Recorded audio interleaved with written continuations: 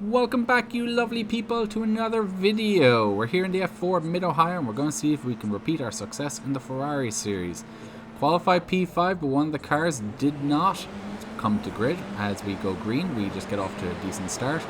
Have a car on our outside. We're coming into turn number 1. We're going to keep it together. He's going to try and accelerate around the outside, but he doesn't get the greatest run. We're going to go a little defensive coming up the hill into the hairpin as we have a couple of cars behind us jostling for position. We're probably a bit too tentative into turn number 1. Car thinks about sneaking a nose up the inside. We give him a bit of space, but then we shut the door as we have a late apex and get a run down the back straight here.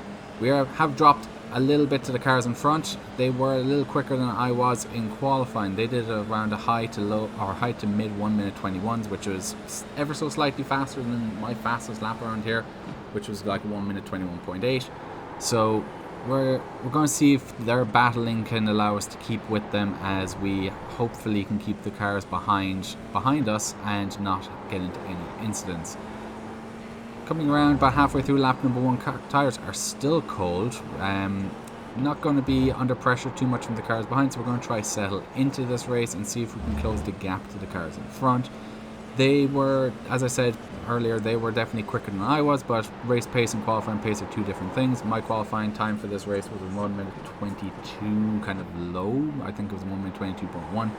So yeah, not my fastest lap, but I was okay with the kind of lap time I had in qualifying. Just couldn't hook this first corner up very well. I was very inconsistent in practice, and as you can see here, a little tentative coming through here as well. The gap now is about 1.6 to the cars in front and about 0.8 to the car behind, coming up the kind of hill up to the hairpin after turn number 1.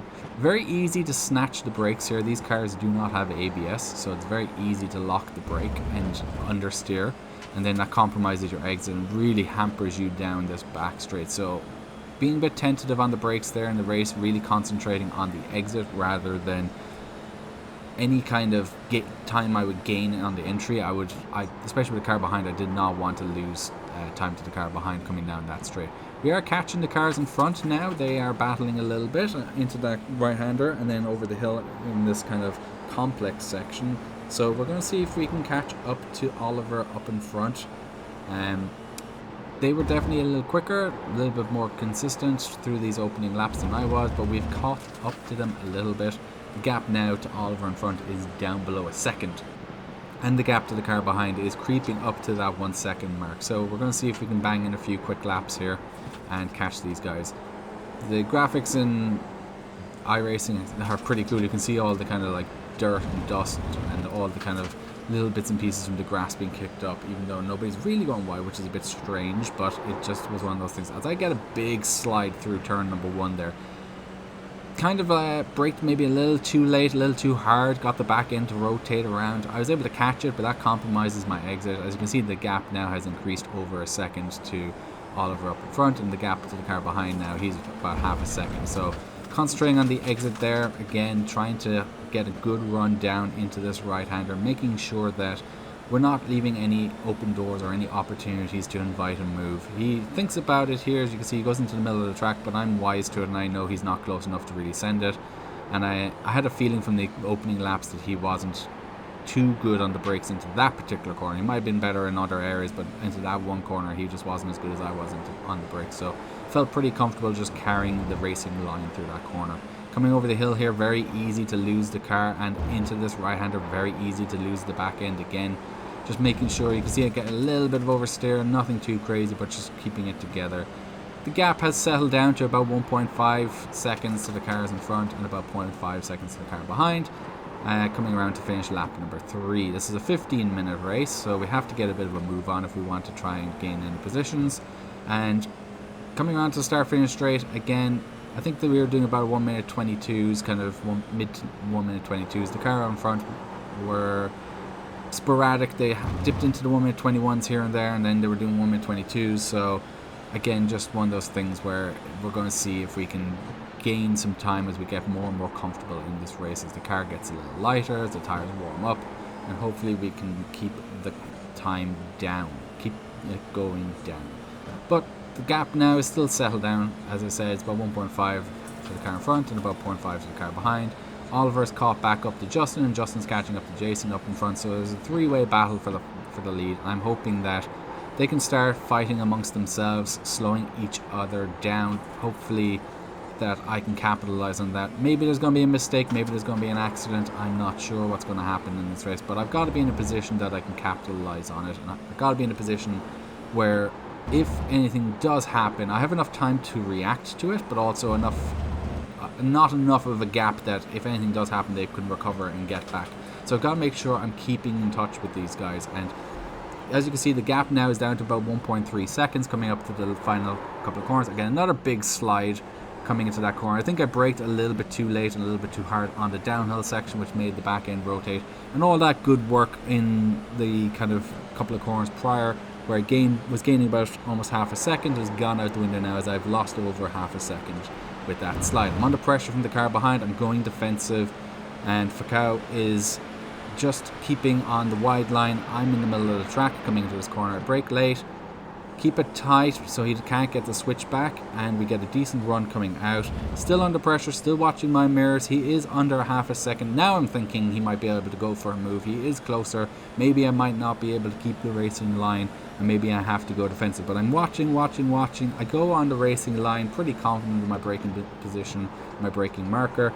Just about keep the car together, coming through that right-hander, a little bit twitchy. Coming over the hill here, you can see that the car is pretty stable, but you gotta be careful. You gotta accelerate late and be patient with the car there.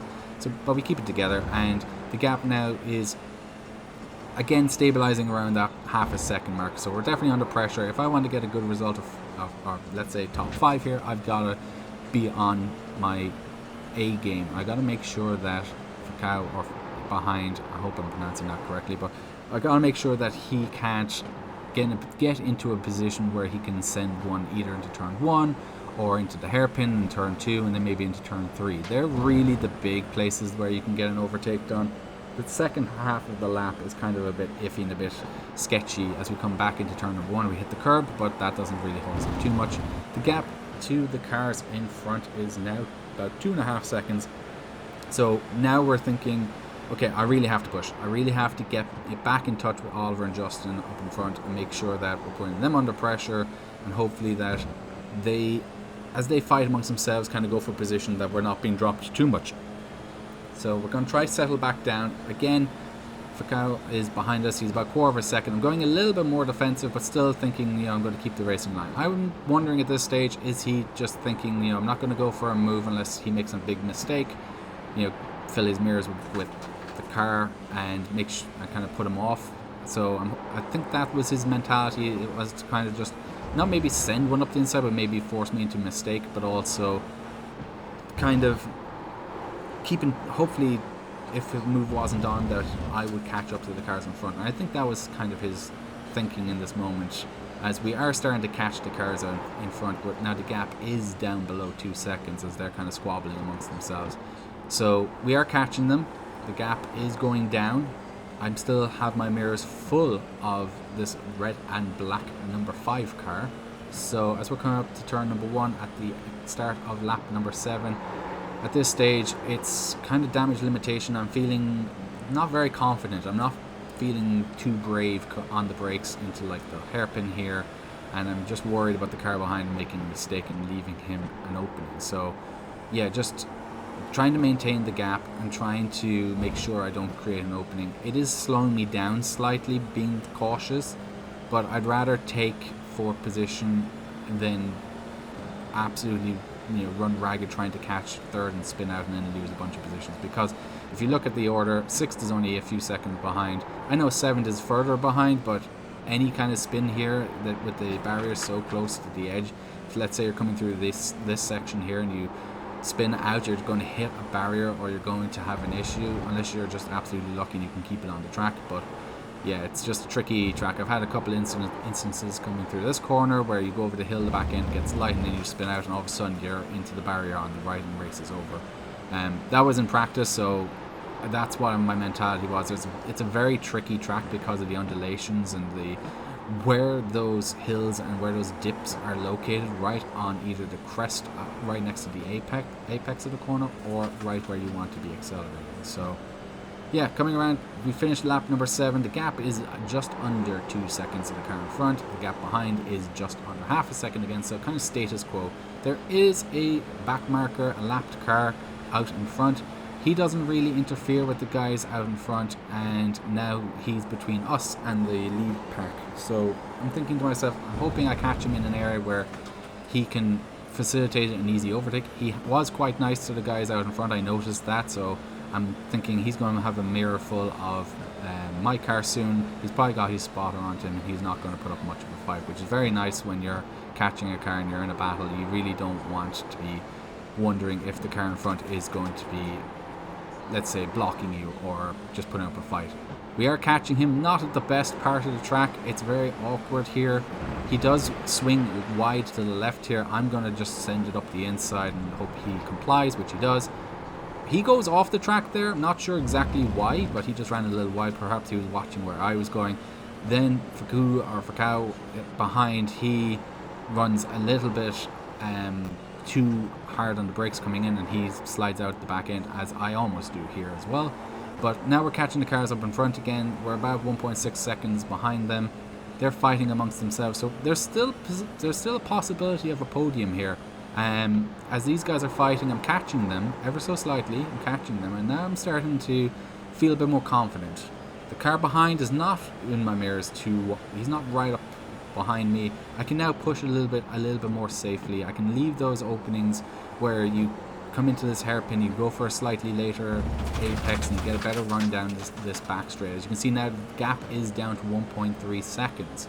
Jason has lost the lead, and he's trading the lead with Justin, so they're going side by side coming into this right-hander, and we are in touching distance again. So this race is coming back to us. As we come through the complex here over the hill, you're going to see that the car in the lead spins out, and I second guess which way he was going to go, and we collide. Race over. Coming through here, you're going to see the replay. He spins out to the left, so I'm thinking go right. I see him swing back to the right. I think go left. No, he's turned the wheel and he's in the middle of the track, and we collide. Unfortunately, that's race over, and it was an absolutely abysmal race end to this one. I do end up finishing the race and coming in 12th, but it is teeny tiny safety rating gain and a massive iRating loss, which drops us below 2k. Hopefully in the next race we can get back up above 2k. So if you like this video, guys, give it a comment and a like below, and if you want to see more, subscribe, and I hope to see you in the next video where we hopefully can get back over 2k in the Formula series.